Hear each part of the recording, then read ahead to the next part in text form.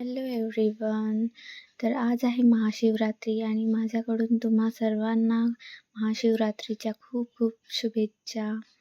तर आज आम्ही गेलो होतो गायमुखला आणि आम्हाला गायमुखला जायला 1-1.5 तास लागतो आमच्या गावावरून.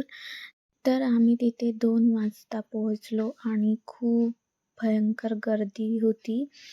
ती दरवर्षीच राहते कारण की तिथे खूप मोठी यात्रा भरते आणि खूप असे स्टॉल्स वगैरे लागतात आणि आपण जर कारने गेलो तर खूप लांब पार्किंग असते त्याची, म्हणून खूप लांब ठेवावे लागते आणि मग चालत चालत मंदिराकडे आम्ही गेलो.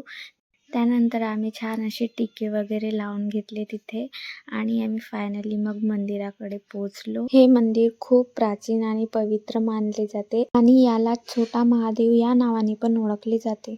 आणि हे पवित्र मंदिर सातपुडा पर्वतांच्या मधात वसलेलं आहे आणि इथली एक खूप खास गोष्ट आहे, जे गौमुख आहे त्या गौमुखातून सतत तिथे एक झरोका वाहत असते. ते पाणी पर्वतामधून येऊन मग त्या गौमुखाद्वारे एक कुंड आहे त्यामध्ये तो सतत पडत असतो आणि ज्या लोकांची इथे पूजा वगैरे असते ते लोक रात्रभर इथे स्टे पण करतात.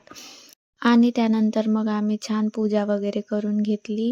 प्रसाद वगैरे देवांना पहिले चढवलं, कारण आज आमचा सर्वांचा उपवास असल्यामुळे मग आम्ही सर्वात आधी देवांना प्रसाद चढवली. मग तिथून बाहेर निघाल्यावर आम्ही सर्वात आधी ज्यूस, जे पण भेळ वगैरे असेल ती खाऊन घेतली. मग तिथून गावाबाहेर निघून आम्ही जे साबुदाण्याची खिचडी वगैरे आणली होती ती आम्ही खाऊन घेतली, कारण की आम्हाला भयंकर भूक लागलेली आणि एवढं फिरून फिरून आम्ही सर्वजण खूप थकून गेलो होतो.